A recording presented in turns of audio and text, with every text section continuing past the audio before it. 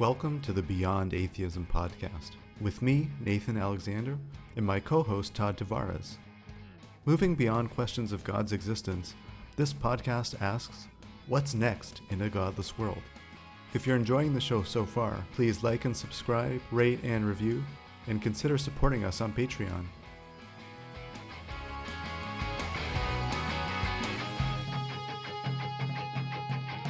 Today, we have the pleasure of being joined by Dr. Wil Jeudy. Wil is an urgent care physician who practices in the Houston, Texas area.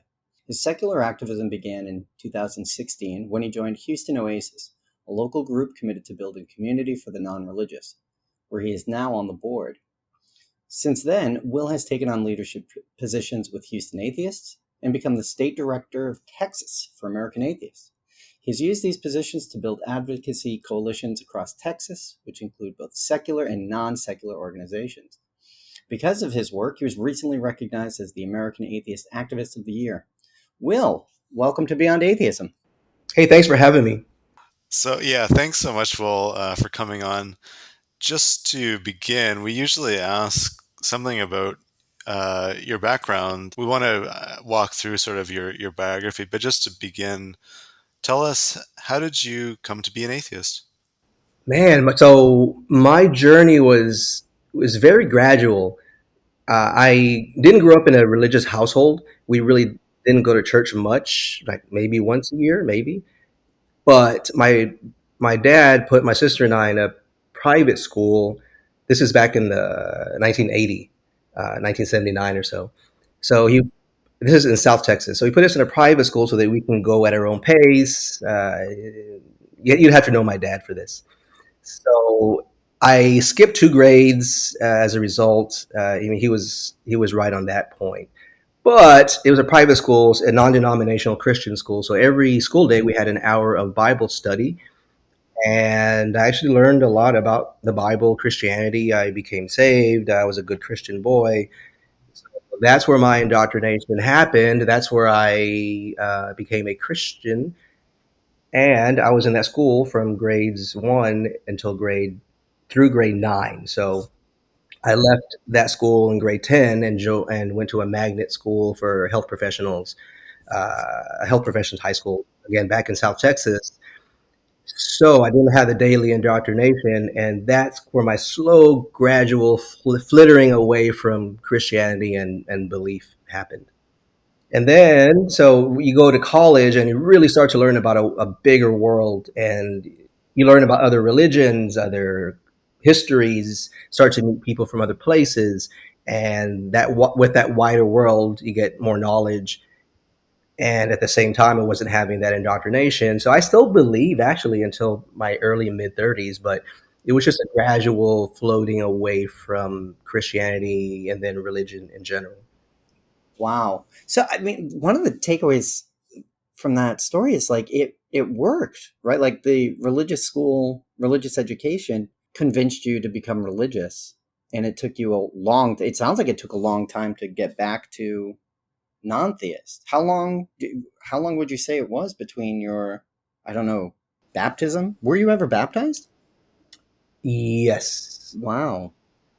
And so from then until you came out as an atheist, how long did it take? I kind of declared myself an atheist in 2000, let's just say 2017. So Wow. I was 30. Yeah, I was like for 30, 40. Sorry. Yeah. Dang. How many years ago was that? Yeah, right? A lot. Yeah.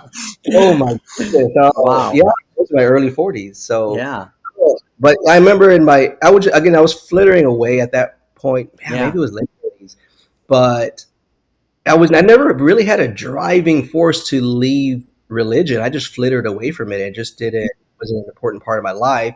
And then I kind of stumbled upon a secular group that was Houston Oasis. And I really wasn't looking for a community, but once I stumbled in, I was hooked. It's just because of the people, and they were terrific, and they still are. And that accelerated my path down secularism, leaving religion, and finally just being comfortable with saying, you know what, I'm going to call myself an atheist because I want to normalize that term. I want to make it normal for the wider world. Yeah, that's a good segue to ask. Can you say more about what is Houston Oasis, and how did you find that group? Did you seek did you seek out a secular group, or you just kind of stumbled upon them? So I wasn't looking for it, but I was wooing a pretty lady. Hmm. Okay. So she was actually looking for community, and we both we had a lot in common. One of the things we had in common was non-religious, and just non-religious. And she was looking for community, and I wasn't. I didn't really know they existed, but she sent me the email, the link, the website, and I was reading it, and I was like, oh, this sounds actually pretty darn cool. So yeah, we I started going. I went on my own really, and from there on, I was hooked. That was like 2016. Yeah. And so, did you jump right into taking leadership positions and being active in the community? I was always active. I never was looking for a leadership role. I was kind of busy at that time. I have two girls, and they were teenagers at the time, so I really wasn't looking to put more stuff on my plate. So, but I was active. I was excited. I was excited by meeting these new people. I was excited with the things we were doing, volunteering and stuff in the community, and just hanging out with like-minded people. I was instant. That's what instantly hooked me. And I actually, being the skeptic I am, I remember because at the time they had an executive director who was this really charismatic, really cool dude. But I asked myself 4 or 5 times in that first year, like, am I in a cult? Yes. Yeah. This seems too good. But yeah, I examined my situation from the outside, and I never thought I was in a cult. Really, I just questioned it. And even to this day, 6 years later, no, it's not a cult. Yeah. So, what were the highlights from the pamphlet that hooked you? Tell us more about, or give us the overview of what Houston Oasis is and what they do and what they're like. Yeah, it was the core values. That's what kind of got me, and they really aligned with the way I wanted to be and the way I wanted society to be, and that's kind of what did it. And again, just thinking about, oh, there's a community, there are people that think like me. So, do That's you what know got me to, offhand? Could you tell us what those core values are? yes, yeah, there are five. People are more important than beliefs. Reality is known through reason. Meaning comes from making a difference. Human hands solve human problems, and be accepting and be accepted. My favorite is the reality is known through reason. I have the Yeah. T-shirt. Okay. All right. Yeah. But a lot of people really like that people are more important than beliefs, for a good reason. Yeah. It's a good. Yeah, and it sort of gives us an idea of what that sort of secularism is, which is it's a whole thing about like how is it that atheists stand for something, right? We have that challenge. But these core beliefs really lay it out. How do they enact it? Like showing that people are more important than beliefs, right? Saying like that's a statement that says like atheism is really irrelevant. It's really saying, well, it's humanism in some form. How what That's exactly right. Yeah, what sort of activities have they done? How do they show this belief? How do they put it into practice? Yeah, you're right on the fact that atheism just means what we don't believe, but these are all humanistic values, and it's a secular humanism is what we do believe in. What do we do? We often do volunteer events at the Houston Food Bank, Books Between Kids. There's other places we do volunteer work, and the speakers that we bring in, we kind of ask them to give a talk through the prism of these core values. If it conflicts with any of them, then we don't have them as a speaker. We have almost weekly speakers come through. So yeah, we have done a great job with having speakers over the years. It's a lot of hard work getting speakers in, but we have local speakers. We have speakers from out of town. We had Mandisa Thomas last month. We're going to have Seth Andrews this month. So it's yeah, we've done a good job of bringing speakers in. So yeah, when we're volunteering as a human hand solve human problems, that's perfect for the food bank. Right. Yeah. Yeah. Yeah. Excellent. So how did you go and then to link up with American Atheists? Oh, good question. So we had a speaker, their field organizer in 2019. He came and spoke to Houston Oasis, and we sometimes we'll take the speaker out the night before and just kind of hang out at a bar or a restaurant or something. So we were hanging out, and we were just got to talking, and one thing led to another, and he kind of offered me the opportunity to be assistant state director for American Atheists. You have a state director over the whole state, but then you have assistant state directors for pretty much individual cities or maybe chunks of a state. So they needed a presence in Houston. He kind of, I think he liked what our conversation, or I never asked him why, but he asked me if I was interested, and I said, yeah, that sounds terrific. So I started off as an assistant state director in 2019, and then I became state director in March of this year. Again, they needed a presence. They needed that. There was a vacuum a void to be filled, and they asked me to do it. I was a little bit hesitant just because my plate's kind of full already with local activism stuff, which we'll get into later. But I thought it was so worth it. American Atheists are wonderful. It's a great national organization, and with this title, with this responsibility, I have plans to kind of whatever I'm doing here in Houston, to upscale it to do more of a statewide version of it. Yeah. Are there a lot of other either oases or communities like that in Texas? Yes, Oasis. There's an Oasis network. So Houston Oasis was the first, but there are a number of them scattered throughout the country. I believe two in Utah. There is one in Kansas City, one in North Orlando. Wichita has one.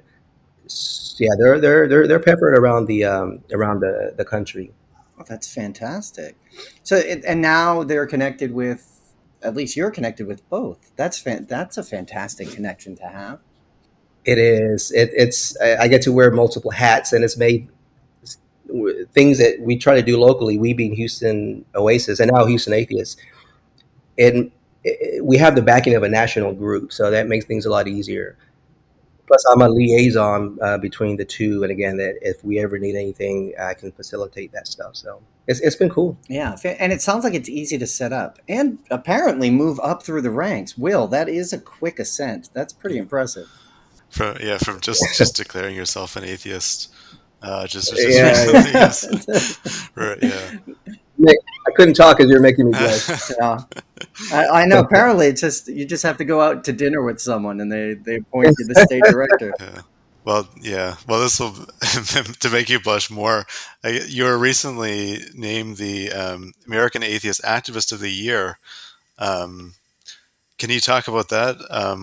What were some of the things you were doing that caught the eye of American Atheists? Man, I don't know. I was absolutely throw. I had no idea it was coming. It was at a national convention in Atlanta in April, and we have a banquet that Saturday night, and we give out awards or three awards. And I was one of the state directors, so I'm sitting in the front. And anyway, the president Nick Fish is announcing the activist of the year, and Nick Fish is saying this person. Again, I had zero idea. Right. They This ambushed person, you with an award. Yeah. this person helped a lot during the COVID times, and this person is doing a lot in their state. And then when he said, and doing a lot in Texas, and I remember I instantly thought, Yeah. who else is in Texas? Like Right. what are the other directors in Texas? And by the time I realized, I was holy shit, he's talking about me. Looked up and he had just said my name. I'm usually very level headed, very stoic, and I'm not shaking, but I was shook. I mean, to this day I can't believe it. So apparently, people noticed what I was doing locally here in Houston, and it resulted in a really cool award and notice from the national group. Yeah. I'm very actually very honored. Yeah. I mean, it's astounding. I mean, everything in your story so far is amazing, Will. And especially coming out of Texas. Do you hear, like, when you talk to other people, does it sound like Texas is a more difficult place to be an atheist? What's the general And atmosphere like down there? yeah, in general, it is. I happen to live in Houston, which is a blue island in the Red Sea. They call it pretty liberal, fairly liberal here in the big cities, but the rural areas of Texas, which are huge just by area and population, it rivals the cities. A lot of really religiosity out there. So I don't really hang out to any great extent in the rural areas, but even in the cities, there's a ton of churches, and people still. You meet someone, and one of the first questions they ask is like, "What church do you go to?" Not as bad in the cities, in Houston especially, but it's yeah, the religiosity is unmistakable here. Wow, I had never heard of like that coming up in conversation that or at all actually. Like which church do you go to? Where are you from? I'm from Massachusetts. Yeah. Yeah. Yeah. So I mean, it might just be that it's always assumed you're Catholic, but yeah, I mean like it's just not something that we would rank, you know? Eve, is there much pressure to be religious outside of that in the culturally? The pressure would come from your inner circle, friends, family, maybe coworkers, and I do not get pressure from any of those. So personally, I don't feel pressured, and as a result, I get to proudly and openly wear the American Atheist hat and Uh, atheist, and I don't believe and do all that stuff openly. But yeah, there are plenty of other people in the state that do feel pressure from somewhere in the inner circle to either pretend that they believe or deny or just keep their non-belief secret as much as they can. mm. Is it an issue for the for your membership in the Oasis or the Houston Atheists that they're trying You know to? what it is? Yeah, I think any secular group, especially in the down here in the South in the Bible Belt, like Houston Oasis, Houston Atheists, there is a public forward-facing social media platform. Let's just say Facebook. So there's a public one that really is very, very vague, and then there's a private a private portion of those Facebook pages, and that's where the activity, that's where the messages, that's where the posts happen. Is the private part because they want anonymity. Yeah, it's a thing with secular groups down Yeah. here. Yeah. One of the things, I mean, we're sort of thinking about on the podcast is what do sort of these secular groups offer to people? And I feel like it's probably depends partly on where you are. And I think, maybe in a place like Texas, well, maybe I'll ask you. Like, I mean, I guess they could act as sort of like a support group. Could be one thing to connect people maybe who don't know many other secular people. That could be one thing that these organizations do. Absolutely, yeah. I didn't have any religious trauma myself, but a lot of people do. Trauma they that happened while they were in a church, or trauma trying to leave a church and it causes family strife and such. So yeah, religious trauma is absolutely a thing. So to find community in your quote new life would help out a ton, and just to have a space to grow, to continue your path down non-belief and leaving religion behind, that community is a big deal with some people. Yeah. How big is the community now among in the Oasis network and for Houston Oasis? It's hard to tell. People kind of leave and come back. The meetup, the meetups of both are in the like what, 1 to 2,000 for each group in general, maybe a little more. But again, these there might be a lot of old numbers. Houston Oasis before the apocalypse happened was we were averaging like 70 people a week in person. Since the pandemic, through the pandemic, and now coming out of the pandemic, we're slowly increasing, but we're kind of averaging about 35, 40-ish people now Wow. in person. So did you guys shut down or go online only during the pandemic? We did online Mm. for through the pandemic, and we when we opened back up, it was with a lot of precautions. So Yeah, we're evidence-based, science-based. So I think we did it. Yeah, Mm-hmm. I know. You Yes. take it Right. serious. Yeah, Yeah. as a doctor. Yeah. Right. Yes. Yeah. Yeah. I was fortunate to have it. There's another doctor in Oasis, and the both of us kind of were the so-called experts. I mean, we were in the trenches. We dealt with COVID a lot, so we were experts. I'll Yeah. just go No, ahead and definitely. say, Yeah. Yeah. The question about being online raises kind of like some another issue we've talked about with different organizers is more of the sort of nitty gritty of organizing, like the practical things. Like, do you have a dedicated space for your group? And like another thing we talked about is like how to manage money and things like the more sort of practical issues that is sort of a constant struggle for secular groups. yeah, we have a board that's really active. They've done a great job over the years with doing the work that goes behind an organization. So you're right, the money and the speakers, dealing with drama, little fires that come up with members, that kind of thing. So being on a board, yeah, it's just a lot of work keeping this machine going. So they and we have done a terrific job with that, and it takes energy. It takes people that want to put energy into making this work.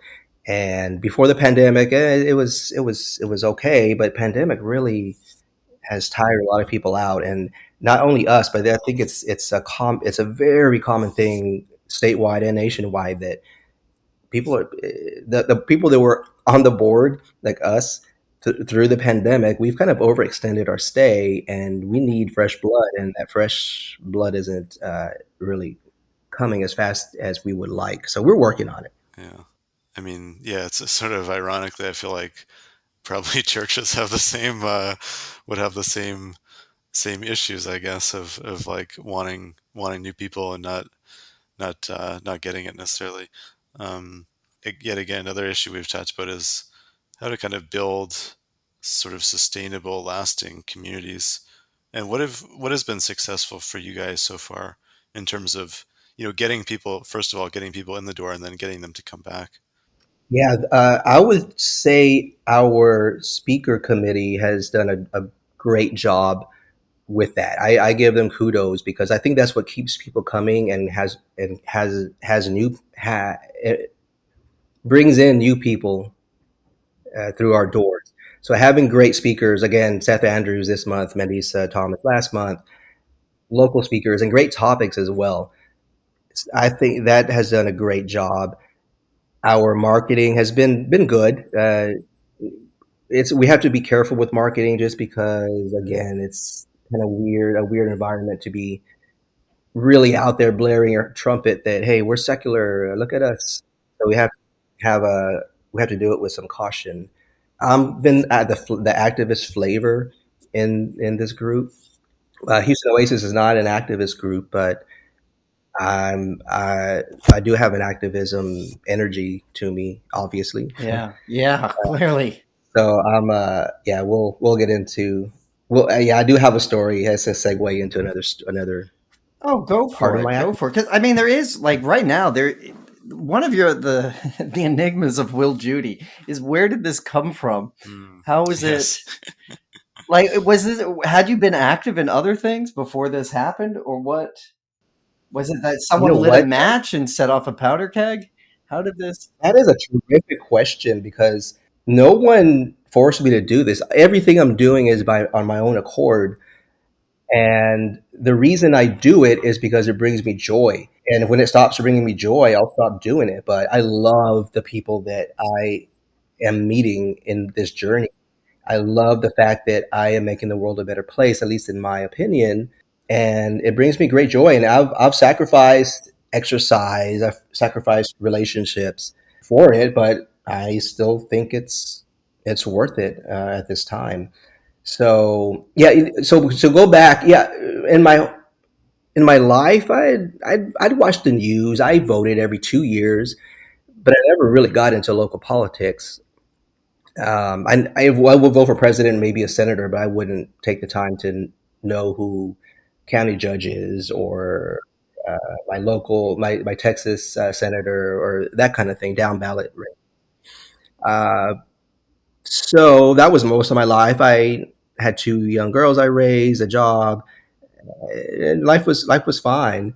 But what changed everything really was the election of 2016, and that got me off the couch and made me think I need to do more to push back against this bullshit that happened. I couldn't believe it. To this, I mean, I still get a little nauseated. That could happen, and I get it. People, there's a big chunk of America that are elated that that happened, but that's not me. And so my first foray into activism was actually going out and getting more political. I joined a group that was specifically there to get a local politician elected. She was running to flip U.S. House of Representatives seat here in Houston from from Republican to Democrat. It was one that was in play. It was one that was we could flip it. So I joined them, and over the months, I met some people, started to get more political and research stuff. It was cool, but at the same time, I found the Houston Oasis, so it was more of a joint thing, two separate tracks, and I started realizing the secular world and religion is folded into this conservatism that is really turning me off in this country. Christian nationalism, it all started folding together. So eventually, I figured out I don't have time. I want to make the world a better place in both my secular world and political. Uh, and I just don't have the time and energy to do both in separately. Right. So I Yes. mashed them together. Yeah. And I actually formed a group called Secular Houston for that purpose. Because Houston Oasis is not a activist group, I kind of did my own thing. This Secular Houston kind of formed in late 2021, and uh, I got some other people that were interested in helping. But it's basically two arms to this entity I made called Secular Houston. One is to bind all the local secular groups here in Houston together, and we have like a prominent calendar that shows all the goings on of all the groups. And if you're in Houston and you type in atheism or secular Houston non-belief, I want that to be the first stop, and from there you can see what groups are in Houston, what activities are happening. You can find the flavor that you want. There are different flavors to secular groups. That's more informational. The second arm is local, is a giving a voice to local secular politics. So we're not a 501c4 or a PAC yet. That's kind of coming in the future. But what we do is we send out questionnaires to all of the local candidates, the ones that return them. If they align with our values or secular values, we'll endorse them. And so we started endorsing for the primaries in they were in March of this year. So we started that very early this year. So yeah, we have a short list of endorsees, and I basically I'm trying. Really trying to get the word out here, and it's working slowly but surely.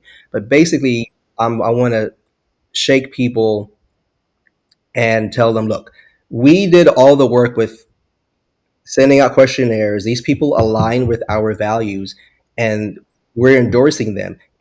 Effing get them elected, and it goes more than just voting. Voting for them, that's wonderful. That's baseline, terrific.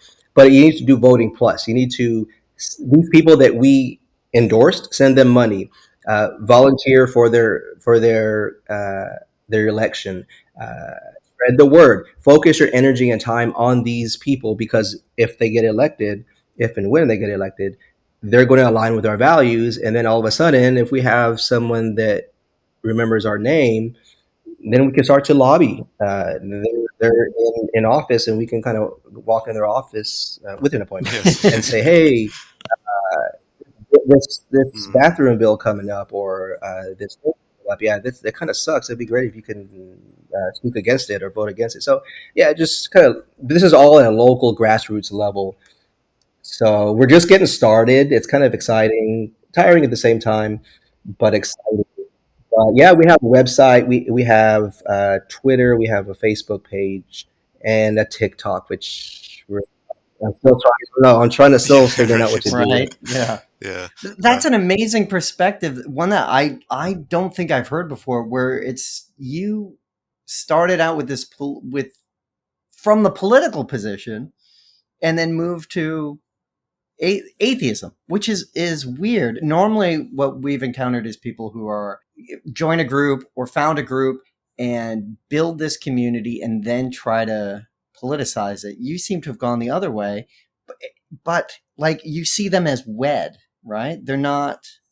They aren't separate positions, are they? This or whatever our secularism is and politics, they have to be one thing. I think they are. Is some people, they're atheists, they're in the secular community, but they don't give a shit about politics, and vice versa. So I just happen to think both.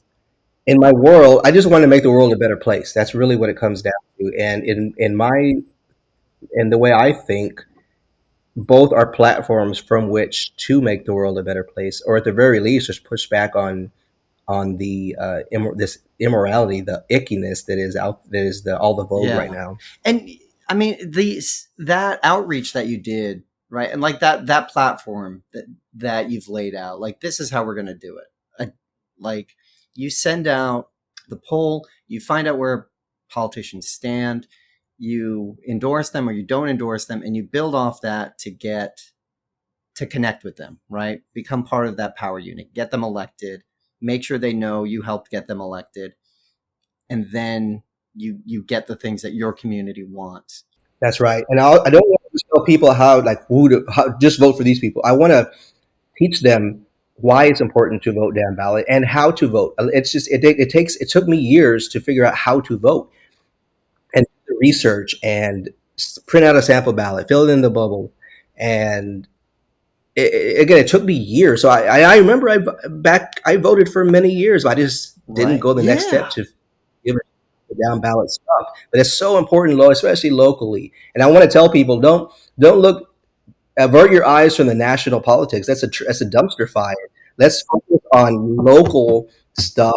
There's actually a little bit fun to be had with that. Some camaraderie that you gain with other people in the fight with you locally. You get to meet politicians. It's actually kind of cool. So I'm just starting with that educational part. The elections are obviously happening in November, so I have a few months to get out there. I have a plan to do that. What are the values that you're looking for people to align with? You're looking for representatives to align with. So our questionnaire has about 15 questions. We ask them, would you, for instance, some of them are, would you hire a atheist in your staff? Do you believe they're worded in a way? Questions are worded in a way to get their sense of LGBTQ stuff and separation of state and church. I believe there's one for school vouchers, the Pledge of Allegiance. It's just questions to kind of gauge their outlook on these topics.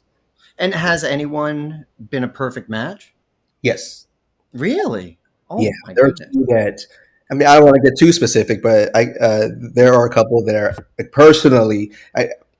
Secular Houston has to stay fairly neutral, and we are still officially nonpartisan. Even though realistically, I don't see any space in the group. Yeah. I do want to hold on to that as long as possible. But personally, Wil knows at least two of the candidates that are spectacular. I personally am doing what I can to get them elected.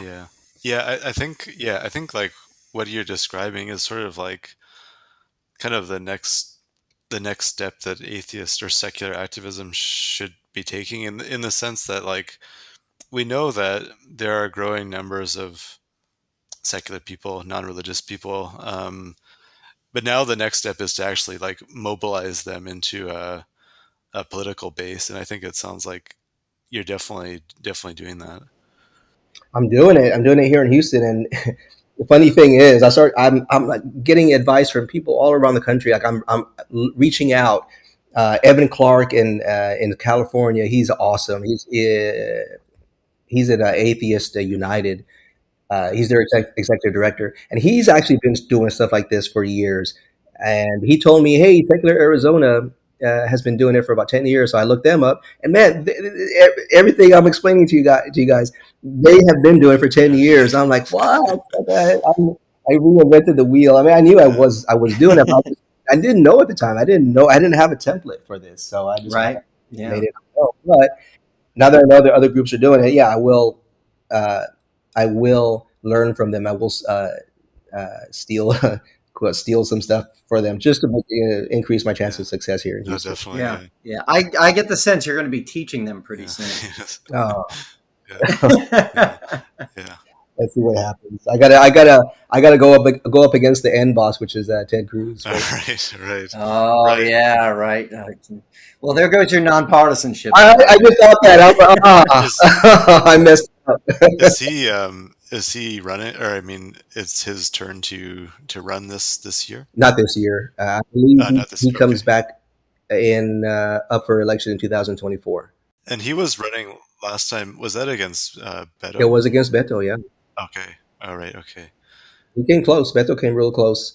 What Beto did was generated a lot of energy. So a lot of people voted, and they voted down ballot. It was just they voted straight ticket down. So it resulted, at least here in Houston, in a lot of judges and actually some state reps and U.S. reps being able to flip seats because of the energy that Beto was able All right. to generate. Hmm. That's interesting. And is this maybe we're just a tangent, but like he's running for governor, is that right? He is running for governor, Or yes. okay, okay. And in Texas, this is one of the things I want to educate people on. In governor, there are three, like all this ick that you see with the heartbeat bill and election stuff, voter suppression, all this nastiness that they get to do now. There are three positions here in Texas, statewide positions that are held by Republicans. If any one of them is flipped, it changes everything. So governor is one of them, but also lieutenant governor and attorney general. So if any of those will flip, it changes everything. And people don't know. Beto gets all the attention, all but if we are able to focus some energy on these other two races, which are vulnerable, it can stop the bleeding and allow us to catch our breath and regroup. Yeah. And so, have you started networking statewide with other secular groups? Yes, with my American Atheist hat, I'm now the state director. So with that responsibility, I took it upon myself to go out and meet the leadership of the larger secular groups in other cities in the state. And then I start to see who the smaller ones are and reach out to them as well. But I've already made one round: San Antonio, Austin, Dallas, and I know Houston already, so it's there. So yeah, I've met the leadership. I'm here to help them, and w- once they are healthy, which most of them are, then my plan is to start to network them between cities so that we're all stronger together in the state. But we need, and this political stuff I'm doing in Houston, American Atheists needs a statewide presence in the Texas Capitol. So I'm seriously looking for a assistant state director in either San Antonio or Austin, so that physically we have a presence there that can help. Hopefully someone listening because can maybe is interested. Um, well, what has the response been from say like politicians from the Democratic Party? Like, are they sort of interested in getting your support? I mean, like this from secular groups, do you think, or are they kind of reluctant to sort of get too close to you guys? Would you say? Man, that's a great question. You've done this before, man. So the ones that have accepted our endorsement, yeah, they've tweeted it. They're very appreciative. I do not know if some of them have said, "Ooh, that's secular. Or, yeah, I don't want to be out there. That's gonna sandbag me. That's gonna hurt my chances of being elected." I absolutely get it. I totally get it. But I don't know how many of them feel that way. Has anyone responded with like straight up like, no, I don't, I won't hire atheists. We don't, wouldn't support atheism at all. We'd want to outlaw atheism. Do people respond like that, or is it? Do you get mostly positive responses from Democrats and Republicans? We've only had one Republican return his questionnaire, and it was lukewarm at best. So we did. I think we did endorse him only because there was no one else in that race. But the other responses that we have gotten, they've been mostly fine. There's been no nefarious or aggressive or responses. But yeah, just because you're Democrat doesn't mean you're secular. Plenty of Democrats that are religious, which is fine. You don't have to be non-religious to get our endorsement. You just have to align with their values and not try to subjugate us. Yeah, actually, yeah, that kind of raised another issue I was thinking of. I mean, to what extent do you think you would work with religious groups? I mean, who are sort of progressive? Yeah, 100%. The separation of state and church is a big deal, and there are plenty of belief groups that are progressive, that are political, that have been for years actively putting energy into that separation of state and church, and fighting the challenges to that, which are getting more and more obvious as time goes on. I have absolutely no problem with fighting shoulder to shoulder, elbow to elbow with faith groups.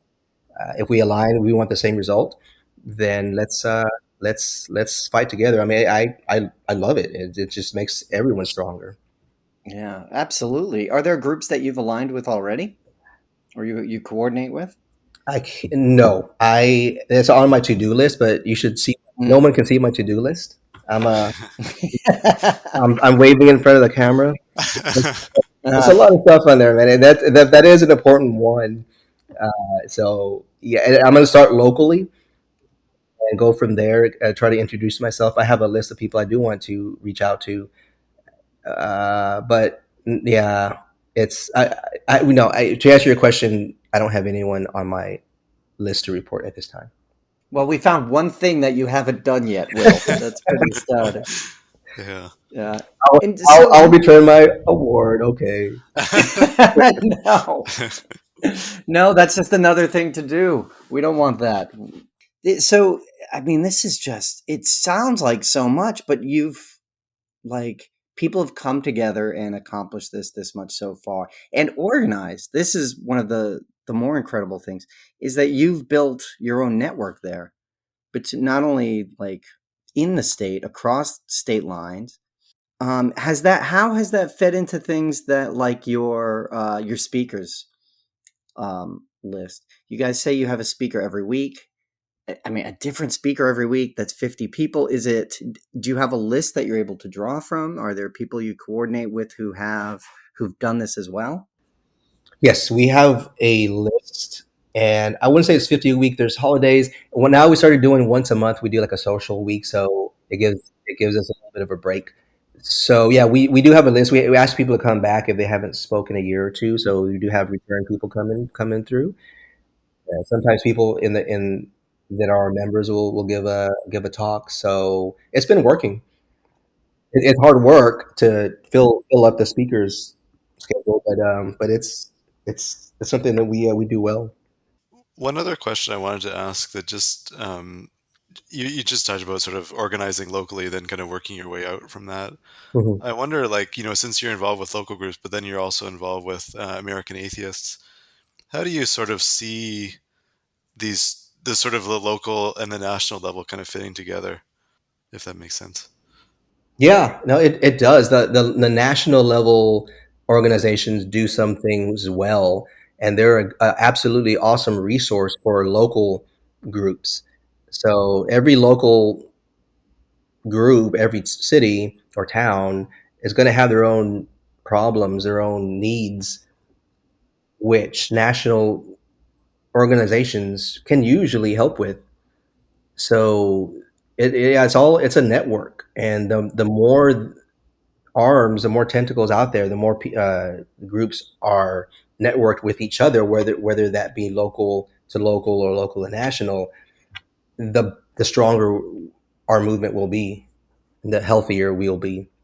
That's a great point, and something we should all take to heart and really consider when we hopefully we've had listeners who are going out and actually joining groups, organizing groups, and becoming active in groups, much in the way you have in the past few years. It's absolutely, it's the path that you've laid out for people is astounding and really fantastic.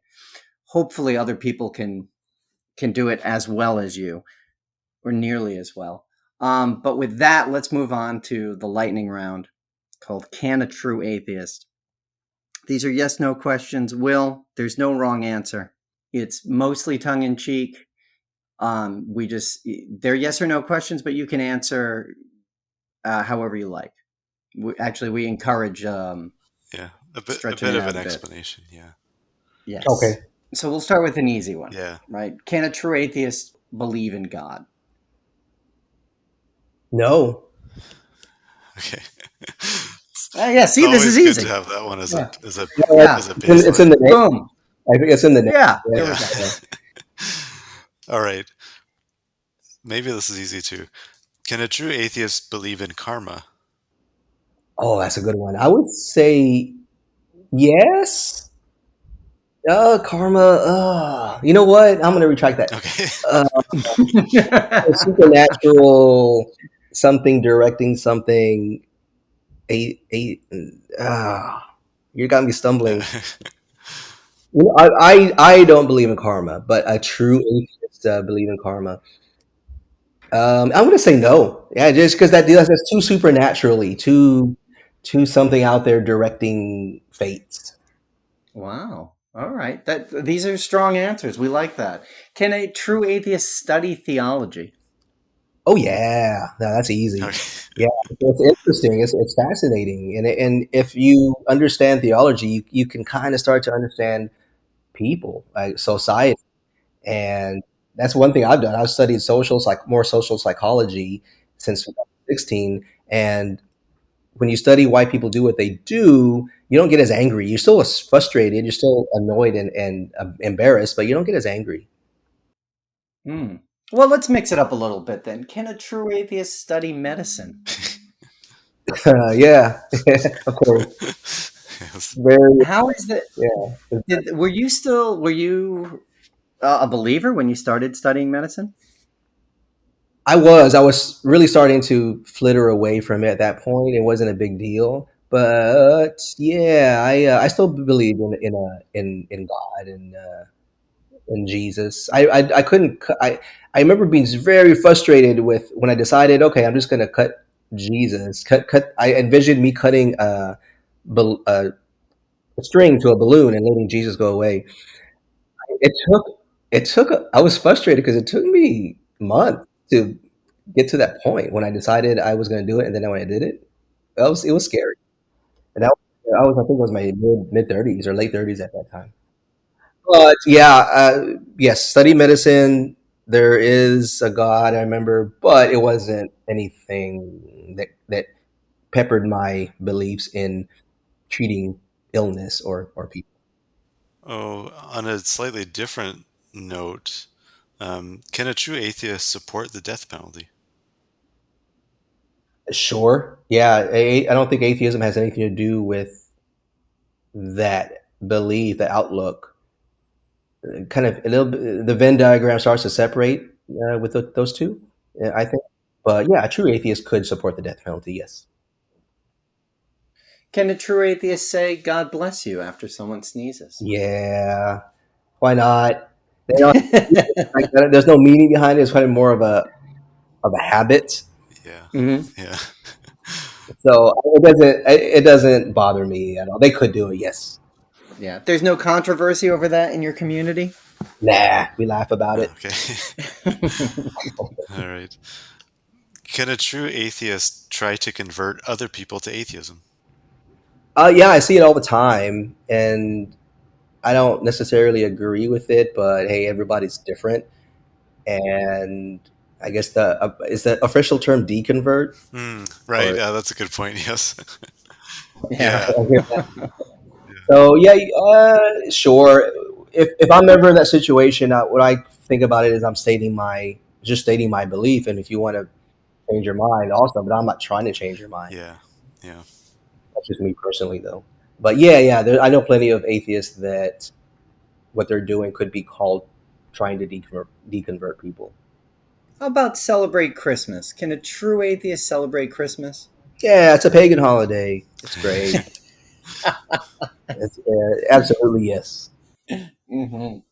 All right. And last but not least, can a true atheist not care about joining a community, a secular community? Yes, it Okay. happens all the time. And yeah, Hmm. apparently we're skeptics. We don't like being part of groups, Hmm. and we like to Right. think independently. So yeah, I don't know the data, but yeah, absolutely, a lot of atheists don't want to be part of a group. I dig it. Do you have a pitch to get them to join? I guess we can end Yeah. with this. Yeah, What that's would a good be idea. Will? What would be your pitch to get atheists to join a secular community and become active in it? I wasn't looking for a community, but I kind of stumbled into one, and it has brought me so much joy. It's a great outlet to improve the world, your local world as you see it. Again, this is me speaking. Everyone's different, but the people you meet has been outstanding. And most secular groups are there's no pressure. You can go once a month. You can go twice a year or every week. So it's we're happy to see you. But if you plug into the community, then at least for me, it was an unexpected boon in my life. But I would highly recommend it because we secular people, there are many communities out there, and they all need help. They all need people plugging in and towing the line. It's invaluable to have new people come in and contribute to the goal. Now, every secular group has different goals, and yeah, maybe you in your town you go into a secular group and it's just you just don't vibe with it. It's just not for you. All right, I get it. You tried. Maybe there's other secular groups you don't know about. If you American Atheists is a good resource. They can kind of point you in the right direction if you're looking for a local secular group. You always seem to build from the most local and immediate to the big and grand. Like it starts with like it's good for you, it's good for the people around you, Yeah. and you connect to Yeah, this right. bigger Yeah. world.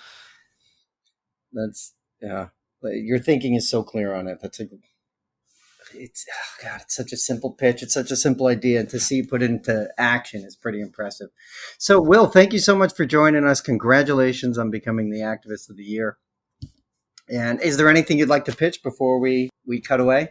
No, again, if you want to make the world a better place, there are people like me that have some organizations, some machines to help make it so. But we need your help. Thank you in advance. Okay, that was Dr. Wil Jeudy. Todd, what did you take away from that conversation? There's a lot to take away. First of all, Will is an amazing guy, easy to talk to, and just like what he's been able to do so quickly. He found his niche, didn't he? That's amazing. Hmm. Yeah. It's weird. One of the things that strikes me about him, and I think this says the power of religious education, is how clearly like intelligent he is, how well organized he is, how clear his thinking is, and yet it took him what like 20 or 30 years to move past his religious indoctrination. Yeah. Right, Yeah, I that's found that really interesting too. yeah, that's really It's it, astounding. it's definitely not the norm, I think. It seems like most people in their teens or their 20s, I think, Mm, begin to lose their religion. yeah, But it seemed like with him it was more just like a super stretched out process where there was a long time where maybe he just didn't really think about it that much or whatever, but wasn't ready to be an atheist, but was not really a Christian or anything necessarily. yeah, So yeah. that was sort of interesting. I mean, yeah, for me, like I became an atheist, I guess, in my early 20s, which even that is a little bit unusual, I think, because I think for you it was much earlier. Yeah, I knew when I was younger. Yeah. Yeah. But and this he might actually be, it might be a pretty normal course. I mean, this is one of the things we follow with the demographics, and there's always new research and polling coming out. There was just one recently that said that belief in God is now down to 81% in the US, down from 87% even a few years ago.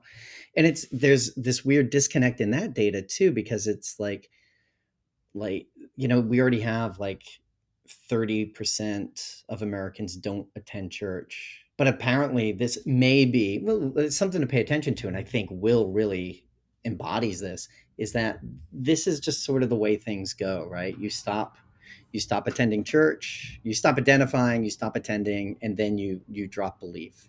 This might just be a process.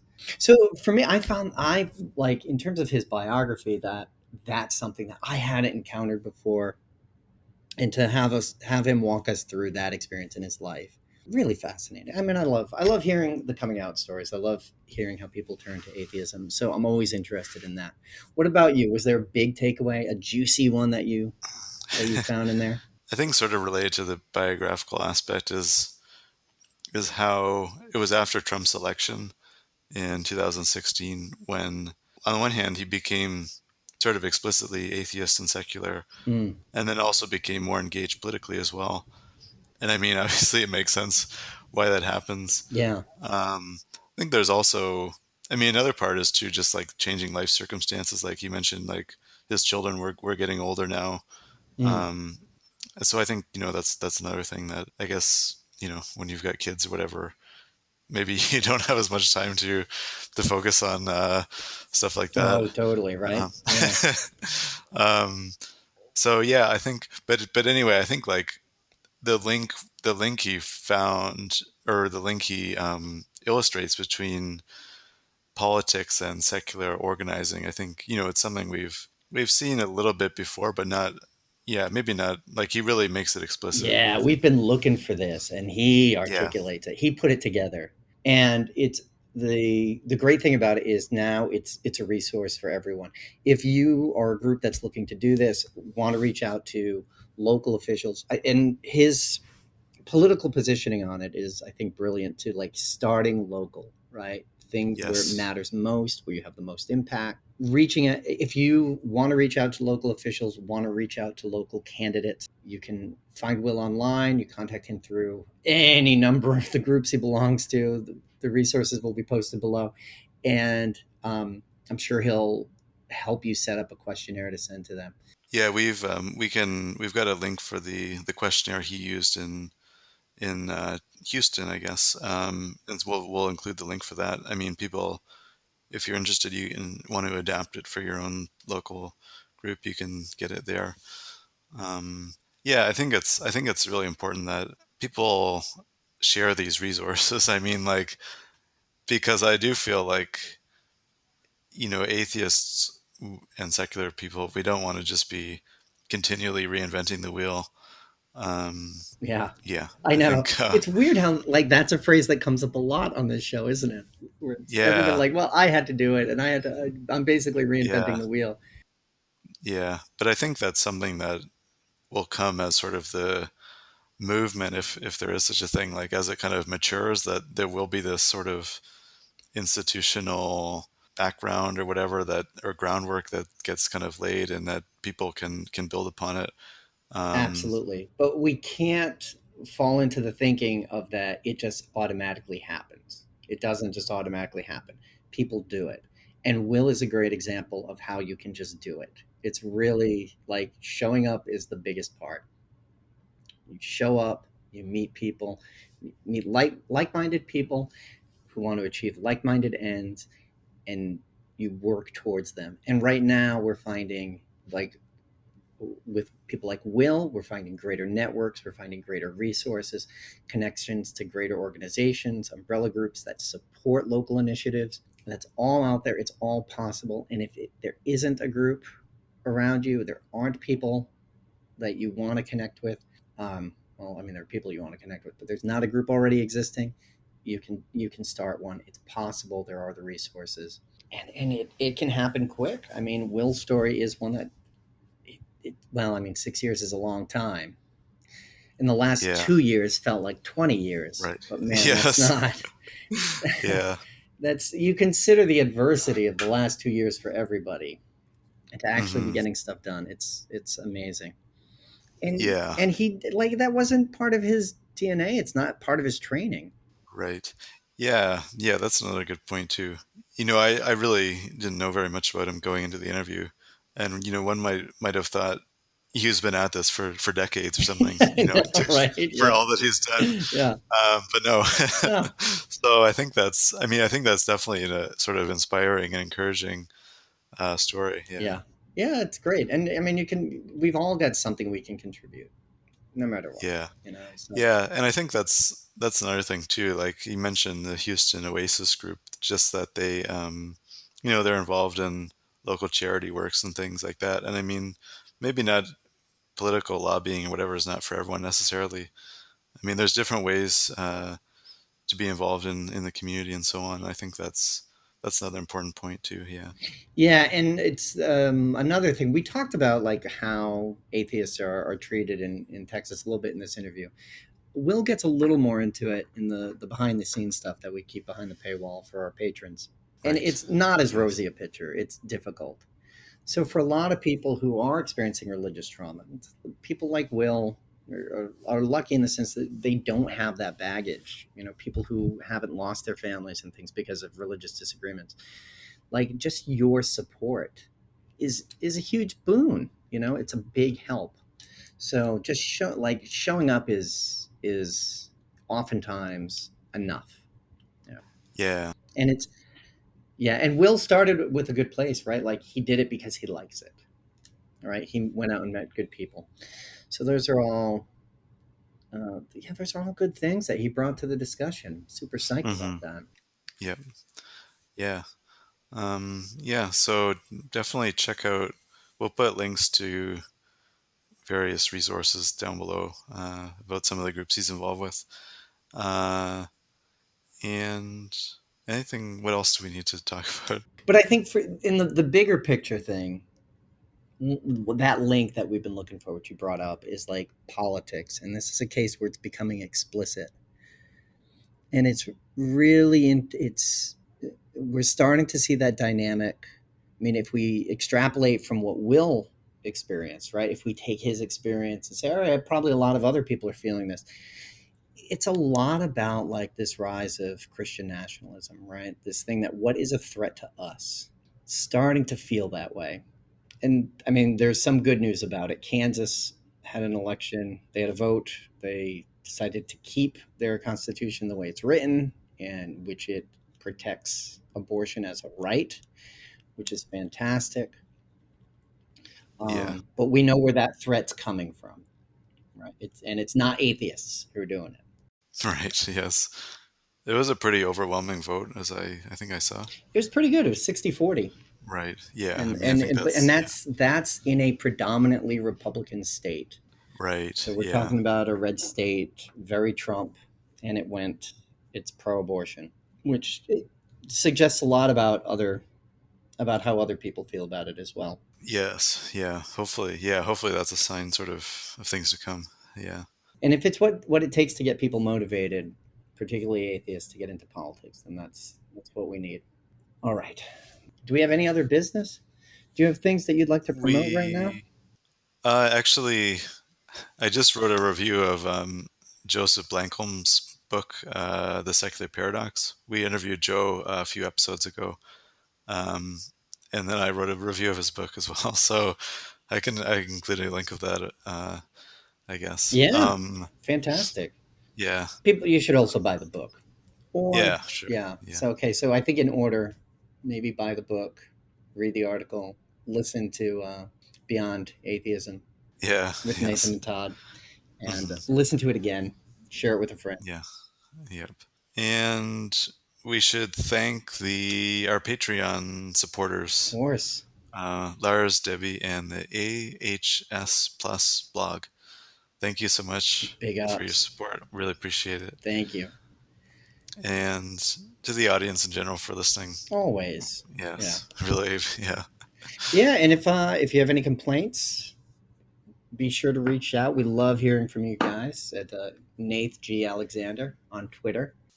Yeah, so big thanks to Dr. Wil. Yes, we'll see everyone next time.